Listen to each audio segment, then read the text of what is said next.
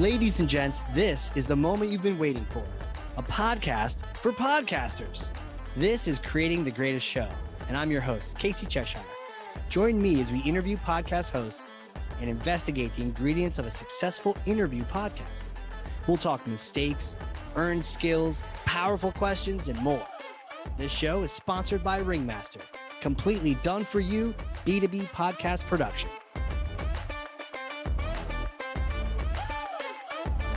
And there it is. You hit buttons and things happen. It's like we've left the station. The roller coaster is moving. I'm scared and happy and excited. Who am I going to talk to today?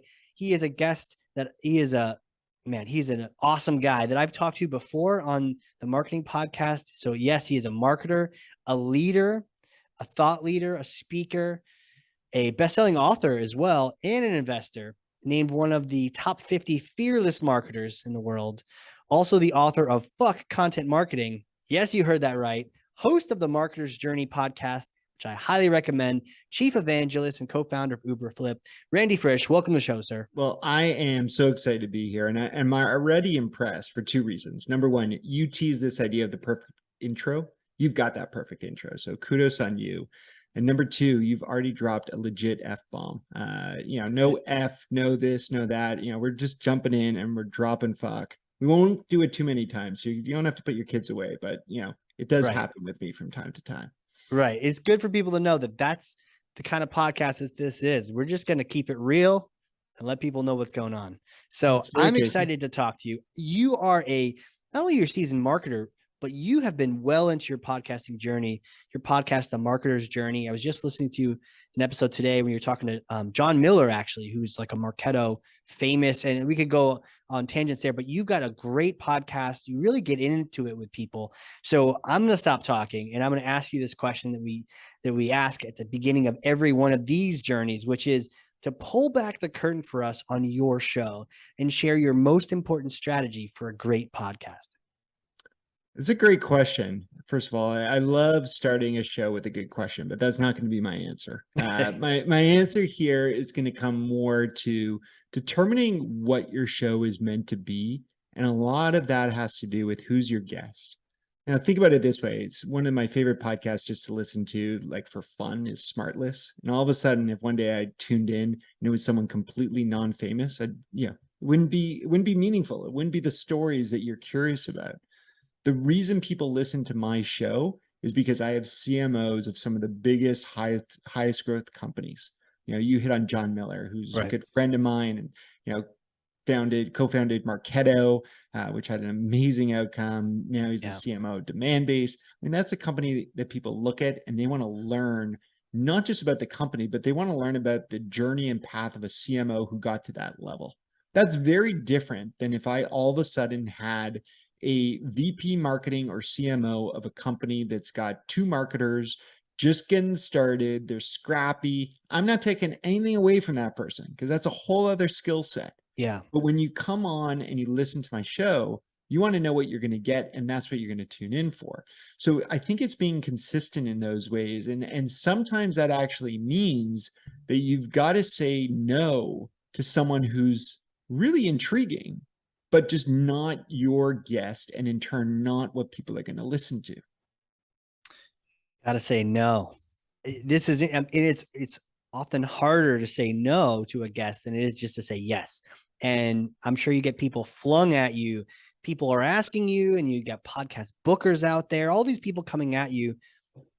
Where do you start? How do you begin this defensive wall so that you're not just letting everyone in?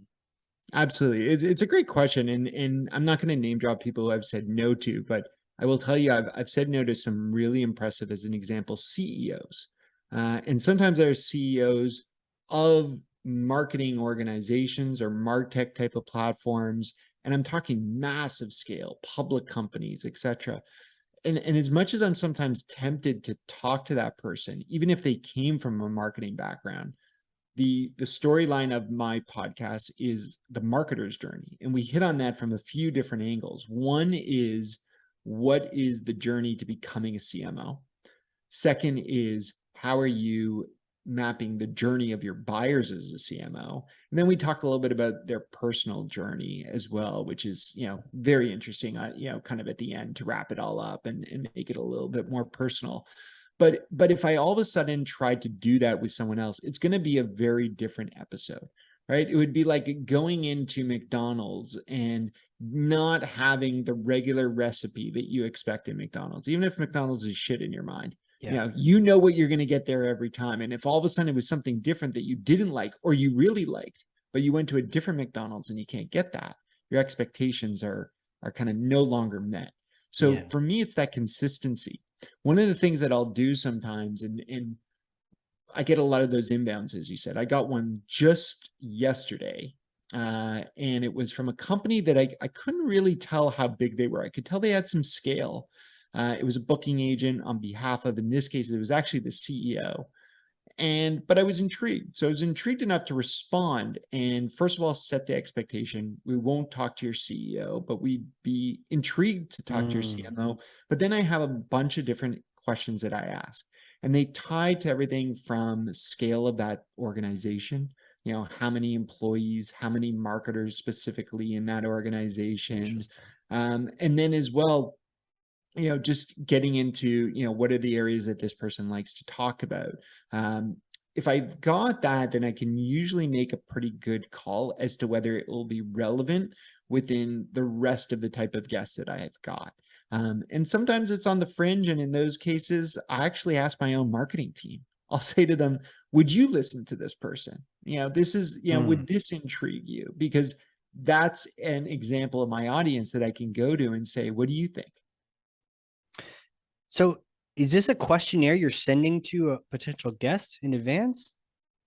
It's quite informal. So first of all, it's informal. Okay. Yeah, it's quite informal. And this is more, so we get guests in two ways. I've got a fantastic team who helps me source the right guests. And they've, as the podcast has grown, I mean, we're over 120 episodes of this podcast. Right. I did a different podcast for about 250 episodes before this one with, I know, Jay Bear as well. So Jay brought me in on one of his podcasts.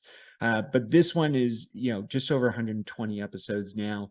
And the person who helps me source is fantastic. Like, I'll give her accounts that our team is trying to work closely with, and she'll go and get some of those even. So it's a great BD side to it, which we'll probably talk about later in terms of ROI. But the other thing sometimes is I tell her, I don't want just ones that we could sell to. I want ones that are going to challenge us. I want a guest that's going to kind of like make you be like, all right, this is still scale and this is still different.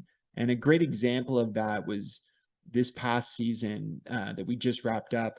We had Dina Bari on, and Dina is the CMO of StockX. Do you know what StockX is? Yeah.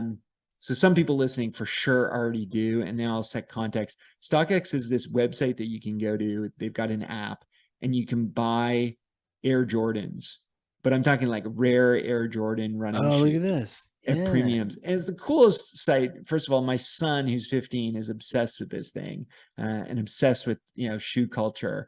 I've gotten pulled in as well because I want to be cool in my son's eyes. Now I want to just be cool. And now it makes me feel great to wear a pair of these shoes. So I just wanted to, when she told me she could get Dina, I was like, this is so interesting. Even though a lot of my audience is generally a little bit more B2B in terms of the audience, I find that bringing in a little bit of different perspective sometimes, as long as it's still a company of scale, which StockX absolutely has. And in the case, even though it's more B2C, it's a considered purchase. Believe it or not, people are spending thousands of dollars for these running shoes. I just saw that Air Force Ones, $1,000. Oh yeah, $1,600 for shoe. It's amazing, honestly. Everyone don't stop playing the podcast. You can, if you're listening on Spotify or something, you can just open up another tab on your browser, download the StockX app. It's so cool. But the point here is more so bringing in different people, whether it's Dina, we had the CMO of Vacasa, which is kind of like an Airbnb alternative. They're massive. Allison Lowry this past season. So I always try and mix a little bit of variety in, but making sure at the same time that it's the scale of type of organization, because I often think about who is my audience. And I will start every podcast before we record, kind of in that, that schmoozing time just before you and I went live, Casey.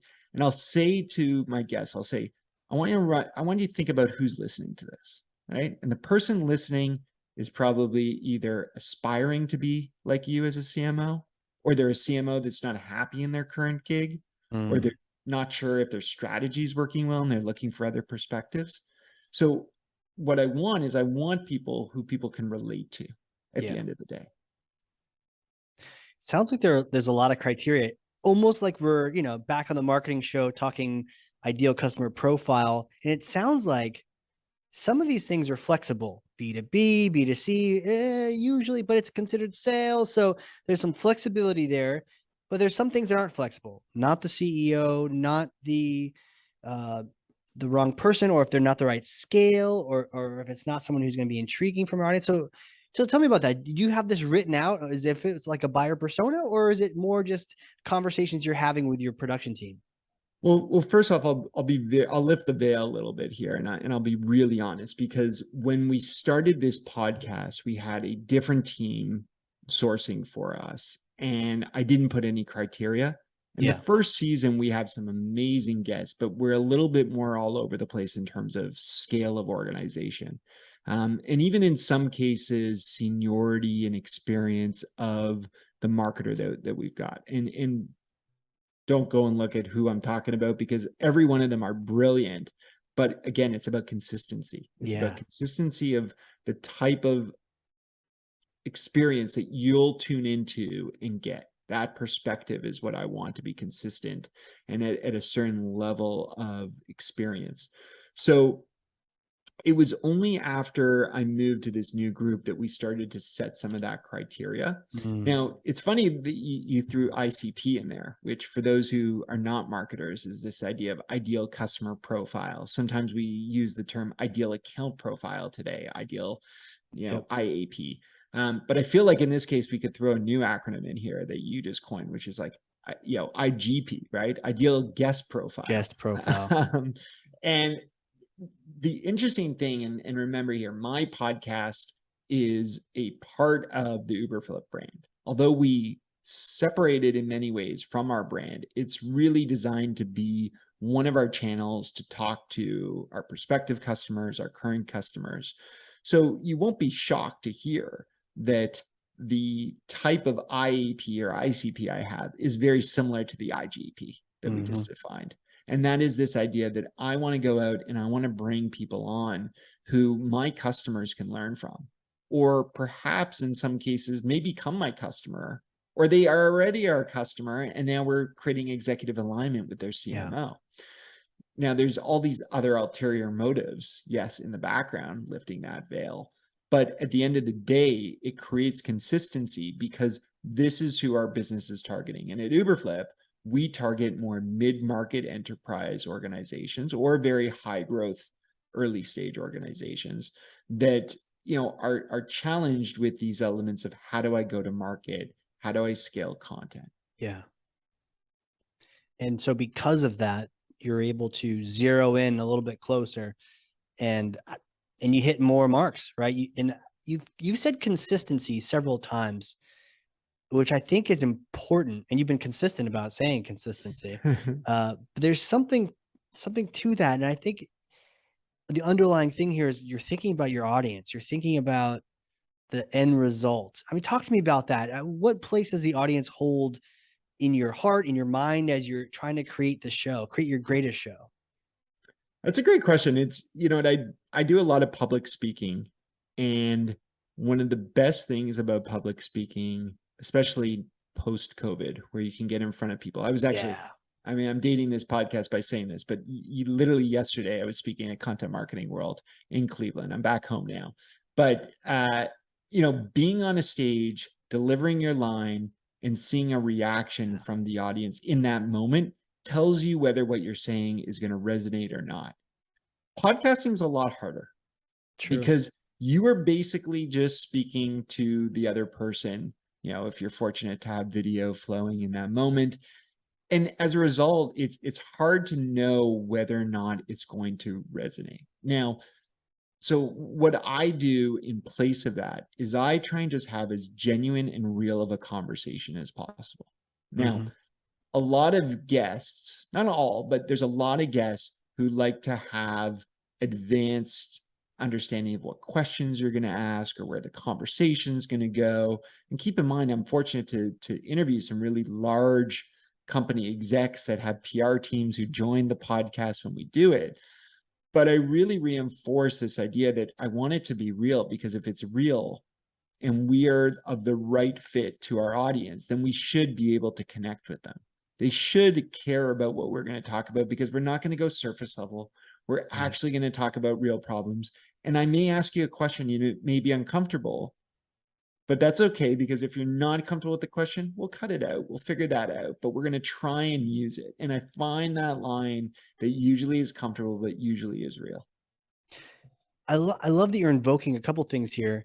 You want to walk that line, walk that edge, but unlike, say, in front of 1,000 people at Content World, content marketing. What was it? It was content. You nailed it. Yeah, you nailed it. Okay. There. There's so content many. marketing world. I miss you at that one. I didn't get a chance to go to that one. So you're speaking to 1,000 people. You can't take it back, right? You ask the edgy question in front of. That's why sometimes in person, sometimes they can't walk that line as much because they're trying to be polite, and it's like almost like a brochure. But you can be a little more gritty on a podcast and dig in and get that question. And you're right. If it's a little bullshit, then you can just edit that thing out, and no one's the wiser. And I think it enables people to be open, knowing that there's a safety valve. If you let them know, right? If you let them know, hey, we have a safety valve, like, if you accidentally said Boeing and you shouldn't have, we can get rid of that. It's no problem. So I'll tell you this. We have done, as I said, over 120 episodes at this point. I'm just checking how many have gone. 122 have gone live at this point. Wow. And I can count in my mind the number of times we've edited something out on request. Yeah. And that's twice, right? Yeah. And sometimes it's just, I wasn't supposed to give that number, right. that growth metric or revenue number, but it's never a part of the podcast. And, even though we're getting to some really tough realities or shared stories of how this person took a risk or quit a job or whatever it was, when it was either the right move or not the right move.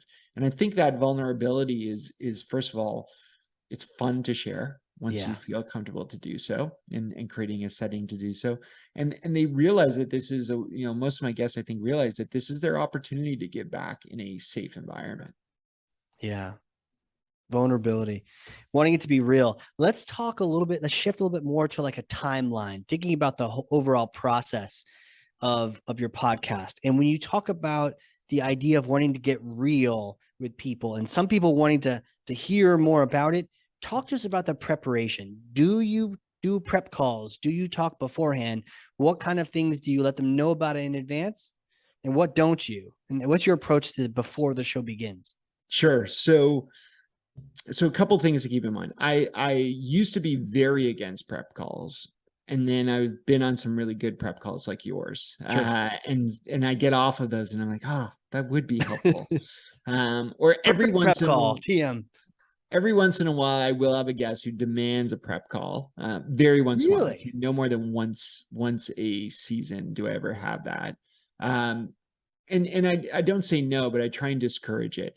The reason for that, there's a couple. One is I have to understand who my audience is. And most of my guests, as I've told you, are CMOs of really large organizations. You look at the calendar of any CMO, it is tricky. I mean, we end up with a lot of rescheduled podcasts, just at that level, given the realities of people's schedules. So a combination of wanting to keep it real, as we've talked about, as well as just the realities of that person's time.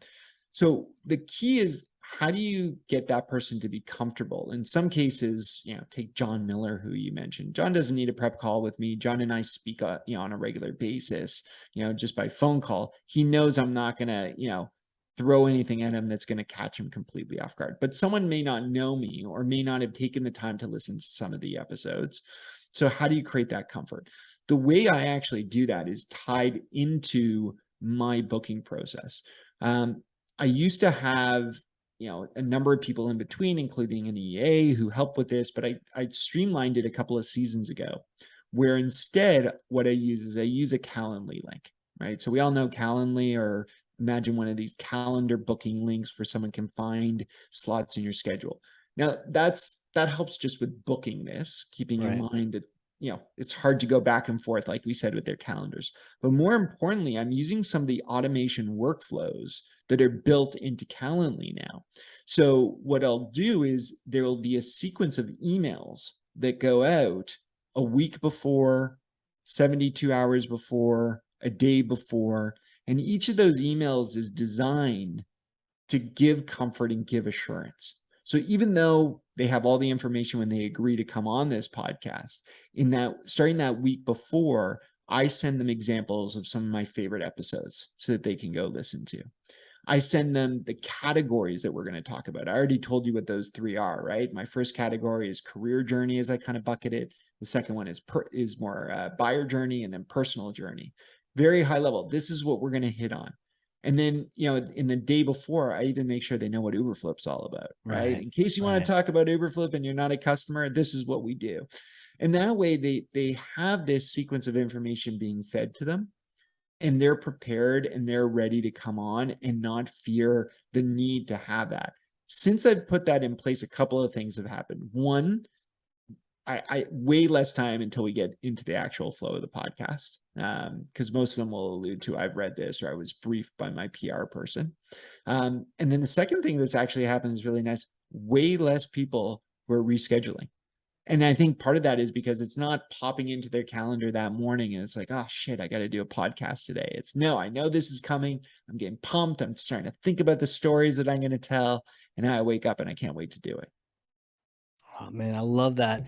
Thank you so much for sharing that, because I am on the bandwagon of the prep call, and I love beating that drum and just telling people, like, gotta do it.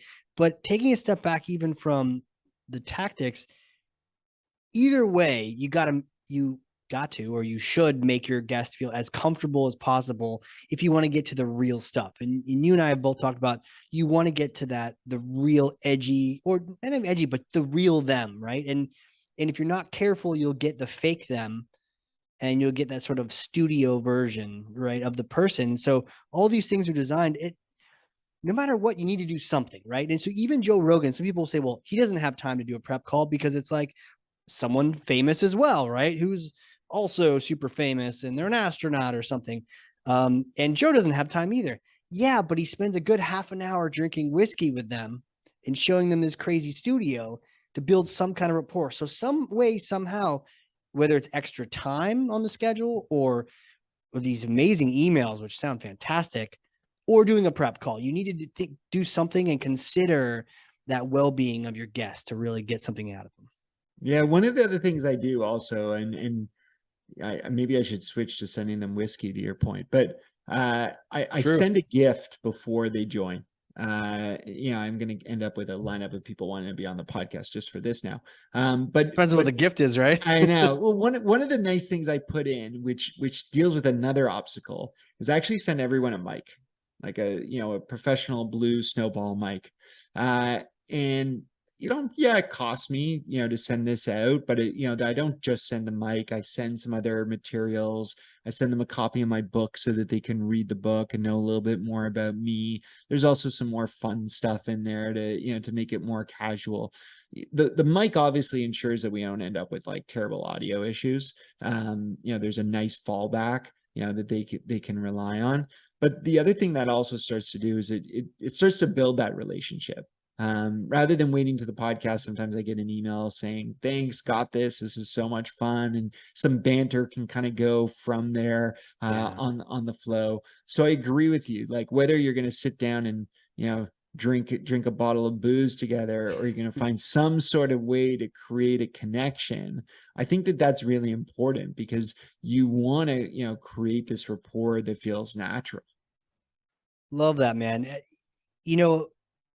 It's almost heresy for me to say it, but the idea of not doing a prep call, if you're doing these things, I see now why it is working and why you do have that rapport. I mean, I'm hearing you have rapport. Obviously, you've said with John, you go way back, but with all the other guests, if you've done these things and you've invested this time and the idea of a gift, and one of the main reasons to get on a prep is to make sure sound is going to be okay.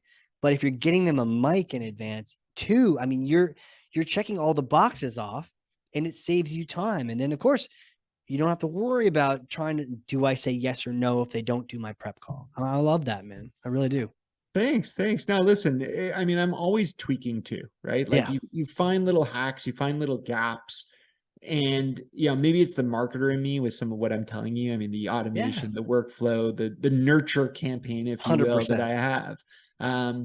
But all those pieces are so important, and I think not just before the podcast, but also after the podcast, right? Like Right. we record. Sometimes as much as a month or so before the episode goes live. So we've got to revisit and we've got to make sure that we go to them. So I have very simple templates, where I send them everything from, approval of the podcast name. Remember, again, I'm dealing with some big companies, public companies sometimes. So last thing we want is 24 hours before that we're scrambling to change the podcast name because it doesn't work with the market. So, making sure that we get that out about a week before, they get a preview of some of the social assets so that they can start to loop in their social teams. We start to, drip that out the week before. And then that way, the day it goes live, when we have all the episode links, they're raring and ready to go. So the last guest that I had was Venkat, who's the CMO of Mitel. If you don't know Mitel, large telecom company. I mean, this is like old school telecom that has been, brought into, the 21st century here, doing some really cool things. But, Venkat's not going to be the guy who's going to go, put this on social. Like, hopefully he does on his own. But we had so much cooperation from the Mitel team the day we went live, in terms of putting it out there on their different channels, jumping behind it as a team. And we actually had the same thing with Nicole Milstead. Nicole's the CMO at Financial Force, another massive, fantastic company that, it's a part of the Salesforce partner ecosystem. And what I loved about Nicole's is their team's like super competitive now. They want updates every week of how many people have listened to the podcast. They had their CEO out, blasting this off their social. Wow. So the nice thing you can start to do is create some collaboration after the podcast, because your guest, it's one episode for you, but this is their episode. This is their opportunity to put this out there, and you want to make it feel special. Don't get me wrong. Some of your guests are going to be on a lot of podcasts, but I get fortunately to be on other podcasts too. And there's certain ones that I'm excited to go out and promote because I can tell that there's a following, there's a production, there's everything that you just talked about that, I obsess over. It's this element of, it's not just producing it, it's what we're going to do with it. Right. I mean, what is that stat that you taught me something like 3 years ago on the Hardcore Marketing Show? Something of like 87% of all content goes unconsumed. Yes. Was that the stat? I mean, I think it was a little lower than that. It was in the 70s, but okay, it's still it was a the 70s. scary fucking number, right? Yeah. And yeah, I mean, that's a big part of what, the company I started, being Uberflip, was this idea that, over 70% of content doesn't get used. And when I say not used, that doesn't mean that it doesn't get published, right? Right. Having a podcast and putting it on Spotify or Apple or Google or Stitcher, wherever your podcast may live, does not mean that your podcast is getting used, right? Your podcast gets used when you put it out there, when your team puts it out there, when it helps for whatever your goal may be, right? There's a lot of different reasons that people create podcasts. Sometimes the podcast itself is the revenue stream. Sometimes the podcast is a way to create awareness, top of funnel, following with your customer base, whatever it may be. So there's this importance of really understanding what those goals are and building that into your strategy. Do you get into that? I know, by the way, we'll link to our interview about that. It's a deep dive into the content activation and how Uberflip ties into that. Is there a tie-in to podcasting since that's grown so much now?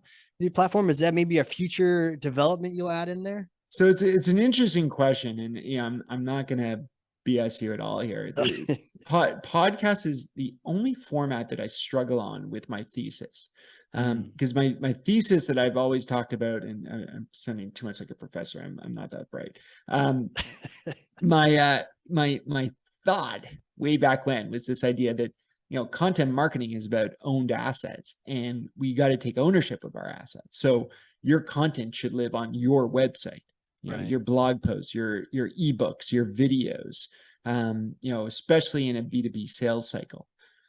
The only example though of that I struggle with is podcasts, because the challenge with a podcast in any browser is you're not going to be able to continue to listen to that podcast once you close your browser. So as much as there's great solutions out there, whether you're using a Libsyn or whether you're using, the one we use is called Co-host, the company called Quill built, that looks great and integrates really nicely into Uberflip as a way to pull in content onto your page. I'm not convinced that that's where people should be listening to your podcast, because the reality is, you look at most people's stats and over 90% of those downloads are still on Apple. Oh yeah. Right. It's crazy. I mean, I listen all on Spotify personally. Me too. Me too. But over 90%, at least our podcast, I can tell you, over 90%, it's like 91% listen on Apple Podcasts. Yeah, which I see that too. Shocks me always.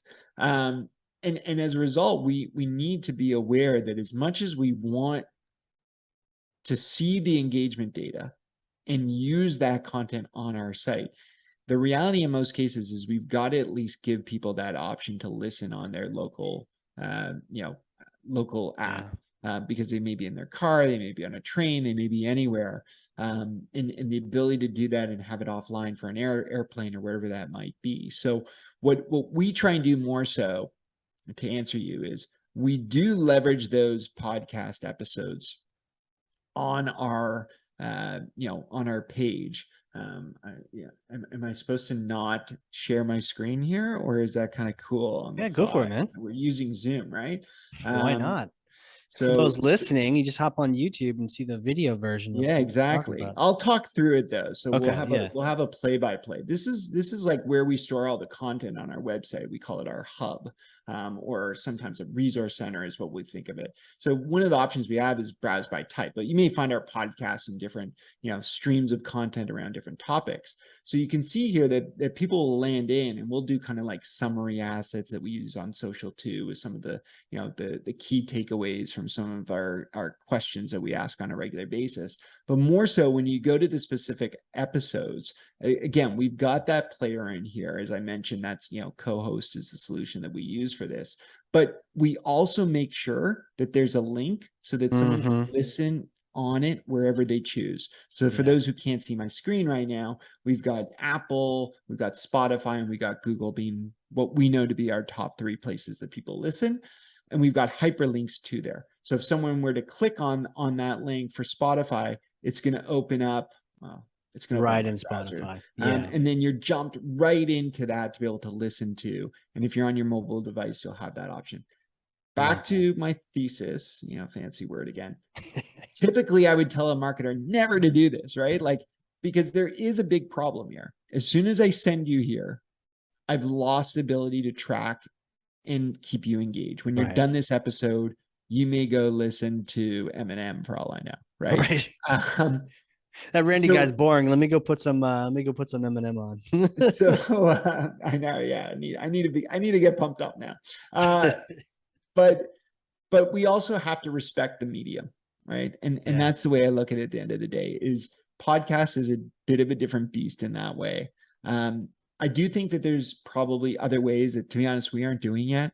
There's really cool solutions out there. I'm forgetting one of them's name, even though I know the founder's name, Lindsay. Casted is Casted, that allows you to take your podcast and start to turn it into more bite-sized pieces. Maybe that belongs on your page a little bit more, and that allows you to use that content in other ways, so that then you can go from a blog post to a short snippet from your podcast and then continue on to a video, that explains how your product works as a demo. Yeah.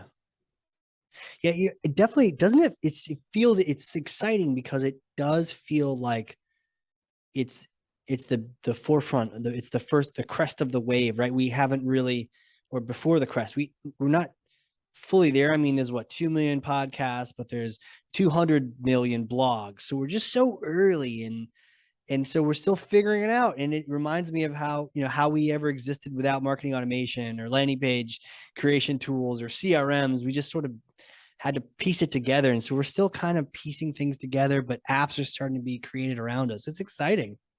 Yeah, I agree. I don't know where this space is going. I'm going to be honest. I don't have like a thesis on this one. I don't have a vision for it, but I do wonder how this will be solved if there isn't another platform, because I think Spotify in many ways is no different than a YouTube, right? And YouTube's goal, like Spotify's goal, is to keep you on their platform. By doing so, they're able to serve you up ads, they're able to monetize, they're able to keep you on their platform. And the last thing that even YouTube wants is to link you to your website, right? Right. Spotify, I wish there was easier ways for you to be like, I love this, show me other content, and somehow we serve you back.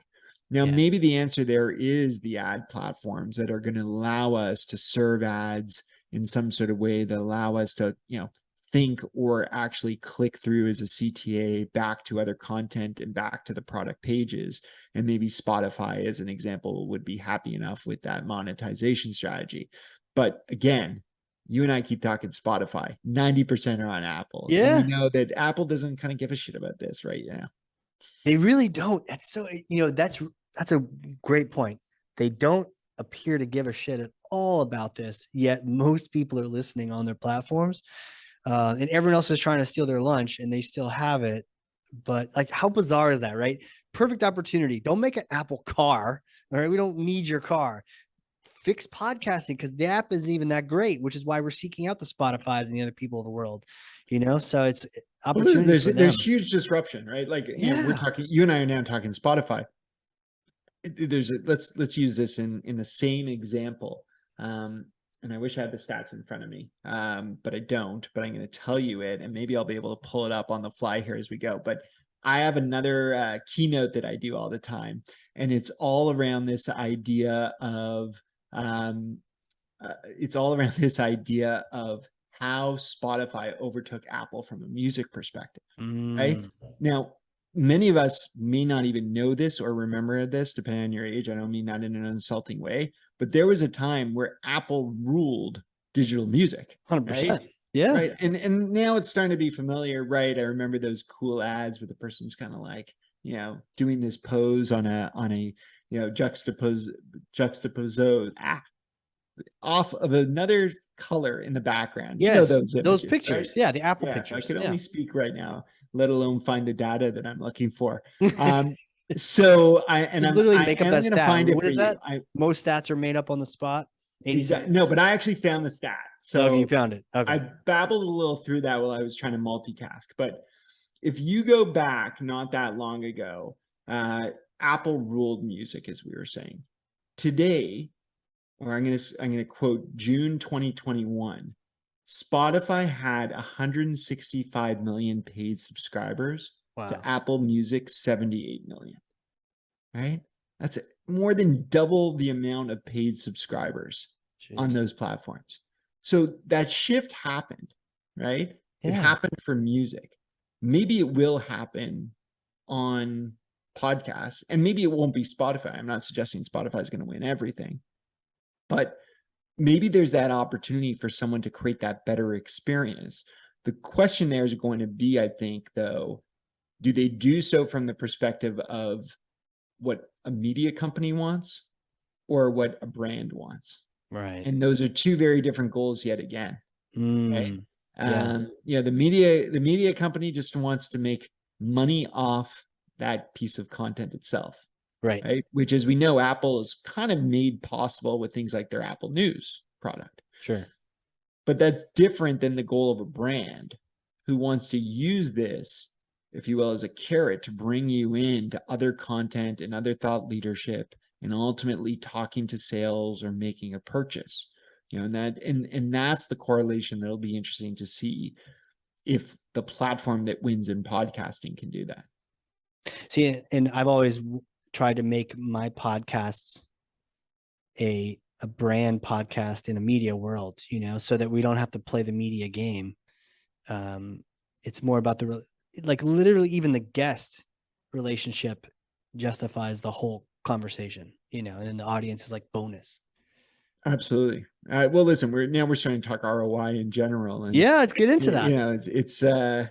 It's a whole other hot topic here, right? Of what is ROI. And I used to be our CMO at Uberflip, and then I replaced myself with someone who was better at the job than me. Smart. Yeah, listen, I'd gotten to the point where I loved being CMO, but I love our company and I love our customers more. So, me taking on a bit of a different role made sense. And the new team that came in to run needed to justify ROI for a podcast in ways that I didn't. And it starts to be a tough question that you got to answer and you got to prove. Now I'm going to find you. I keep trying to find stuff on the fly. This is never a good thing when you're trying to be real in the moment. But one of our reps, I just booked the CMO of an account that he's been working towards to close for quite some time. I'm not going to say who that brand is because, knock on wood. What does it rhyme with? No, I'm just kidding. Keep going. We're not going there either. But I got this message from him literally just yesterday on Slack. He wrote to me, "Good stuff. True exec alignment. The ROI of this podcast is insane. From intros to exec combos to insights into their buyer journey. This is such good work." And I was like, honestly, so glad you appreciate it. Right. And I meant that. Like, I'm glad that as much as I really do this at the end of the day to try and connect with an audience, as we talked about, my ability to do it is also contingent on showing ROI. Right. And my belief is, as long as I'm solving something for both our guest, which is giving them a platform to tell their story, and ultimately bringing in an audience that cares about that, which is why we get such great guests, then in turn, it should have this trickle effect. And the beauty in this case is that a sales rep appreciates it in this way. And I think that's, unfortunately, or perhaps unfortunately, that's the type of ROI stories you sometimes have to uncover, because it's hard to show attribution from a podcast. There's some technologies out there that claim that they can somewhat track back to understand, the source that someone came from a podcast to your website, but that's still hard to do, especially when they're using an app to do so versus, being cookied through a browser and being able to track that in that way. So, some of this ROI at this point still has to be highlighting those stories, within your organization. It's high praise. I think the underlying ... is, as marketers working with sales, marketing, we can be a little bit, positive mental attitude. We can have a little cheery attitude, but sales, no, if this thing's not helping me close deals, then I hate it. But if it is helping me close deals, I love it.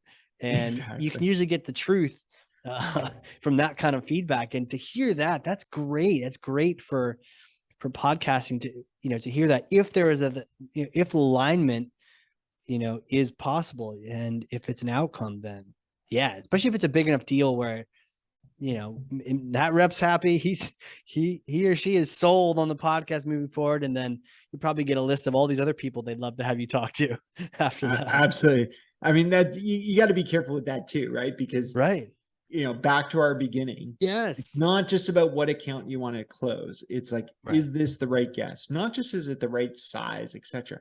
Does this guest have an interesting story? Right. Are they well-spoken? I mean, these are some of the other basic elements that, when we were talking about prep, I didn't hit on, but I make sure that we go and we find something that they've done, whether it's another podcast or a video, or read just a little bit about how they present themselves on a platform like LinkedIn to make sure that they're comfortable in that setting. And I think I was able to pick that up because your show has you previewing the guest for the audience. And I was going to ask you, do you record that after your conversation? I do. So all in, there are 7 pieces of my podcast that are recorded. 6 of them are used for the podcast. 1 is used as a social piece. So the last thing I record with the guest, working backwards, is the social piece, where it's basically a teaser. We use video for that. I format it nicely. It becomes this asset that we go live with, the day the podcast goes live on platforms like LinkedIn, etc. Then there are 3 parts of the podcast that I record with the guest. I told you already what those are: the career journey, the buyer journey, and the personal journey. The last 3 are kind of my perspective, and they're designed to create some bridges in the podcast and ultimately keep things flowing and bring everything together. So one, as you said, is the intro. Yeah. That I do that actually after the guest has dropped off. Sure. And part of that is because you've nailed that perfect intro, but I don't want to screw that up for the guest. I want to make sure that I hit on all their accolades. I want to make sure that I, set some context to how I know this person. We keep using the John Miller one. So on that John Miller episode, I think I give a little background to how John and I first met, why he's, someone I'm excited to talk about. And real quick, it can be a little weird to introduce them to themselves in front of them unless you've got it figured out. So the idea, and also if they're busy, maybe you don't have to waste time on that. You can get right to the questions. So you can record that without them, and then just get right to it. If you've got that rapport, if they're comfortable. Absolutely. And the other reason I like an intro that's done afterwards is I get to tease what we talk about in the episode. And one of the things that I think we all have to face with podcasts is sometimes people sample, right? Like, they either sample by browsing and looking at what, your write-up is, or what the headline is of that podcast show name. But sometimes they'll just listen to the first 3 minutes and be like, does this matter to me? And, there are times, given the way our podcast is structured, that they may not know in the first 2-3 minutes when the person's talking about their career, if the buyer journey stuff is going to be applicable to them. So my ability to tease that gives them the ability to say, is this an episode that I'm going to care about? If not, that's fine. It's going to ruin my listen through stat, but that's okay. I'd rather them know, and I'd rather them invest, in time that works. So just quickly, the other 2 pieces of the podcast that I record after the guest leaves, are these signpost segues that allow us to break up the sections. So they're often my ability, like my goal is for the guests to do the majority of the talking when we're actually live. But I'll put these in, and they're usually no more than a minute. Sometimes they're like 30, 45 seconds. And it's kind of my ability to give some thought to what they just said. And sometimes that actually, I need that time to digest and kind of summarize with the takeaway, or reference sometimes another podcast that someone should listen to, because we may hit on something at a high level. And I'll say, well, if you'd like that, go listen to this episode with this guest. So it's a way to start to bring everything together. And I think it just adds a little bit of better flow in general. Something I don't do, but literally talking to you on this podcast, I'm like dying to probably need to do that, because I have probably 3 pages of notes at this point, and I have arrows and stars and people sampled, like they even calling it sample and all these different things. I'm like, I need to digest this in some mechanism to do. And I love that you programmatically build that in so that you have a chance to reflect, and then you share that reflection with everyone else. Absolutely. Amazing. Yeah. What is it about like that? Your analytical mind, this conversation is like gold for me. I've learned so much from this. Thank you so much. Now, where can people reach your show, reach you? What social platforms, Uberflip? Throw all the links out at us. Sure. So I'd say the best place to reach me is probably LinkedIn. It's a platform that I think does a great job at curating relevant content.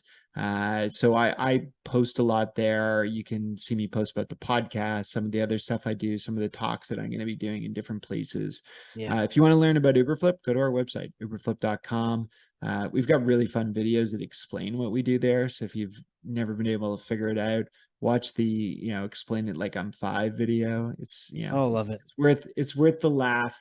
Alone, the actor we had is just amazing. And those would be the 2 great places to go. Obviously the podcast is everywhere we've talked about, the marketer's journey. And, when you're done, binging through everything that Casey's got to offer you, come on over. Or if you just need a break from Casey and his craziness, you get a nice calculated conversation. But man, it's great to have heard the background of this. Randy, thank you so much for coming on here. Oh, thank you. Listen, the one thing we didn't hit on, like the reason I do this is I learn every time. And as much as, you said, I got to teach you maybe a couple things, and hopefully listeners, that's the number one reason I do a podcast, is it gives me different perspectives. I'm talking to CMOs who are like so damn bright. And it's, I come off of these and sometimes I have to call my head of marketing or a team member of ours and just say, like, have you ever thought of this? Right. Yeah. And that's the cool thing. It's just like, we have access to all these ideas from all these bright people. And whether that's listening to my podcast or just listen to something as dumb as Smartless, which exposed me to some great TV shows that I've binged, based on recommendations of people on there. Like it's that other perspective, I think, that's so valuable. And it's great to strip away the famous person, the moniker of the publicly traded company, the person it's a person you're talking to, right? And absolutely. And there's that phrase, you can learn something from anyone, and nothing like a podcast to extract that from people. So I'm with you 100% on that. And for those listening, if you learned something on this show in this short amount of time has just literally flown by. But if you learn something, share this with someone else. 1 person, 9 people, 3,000 people. That is thought leadership. Activate this content so it doesn't turn into that 70% that Randy was talking about. Check out Uberflip. And again, Randy, thank you so much for being on here. It was a pleasure. All right, everyone. This has been another exciting episode of Creating the Greatest Show. We will catch you all next time. And next time doesn't have to be next week. Life's too short, and we have way too much to talk about. Find show notes full of takeaways, lessons, and links at creatingthegreatestshow.com. For more information on launching your own podcast or working with us to produce your existing show, come on down to the big tent at ringmaster.com. Until then, friends, whatever you do, do it with all your might. Work at it, if necessary, early and late, in season and out of season, not leaving a stone unturned and never deferring for a single hour that which can be done just as well now. P.T. Barnum.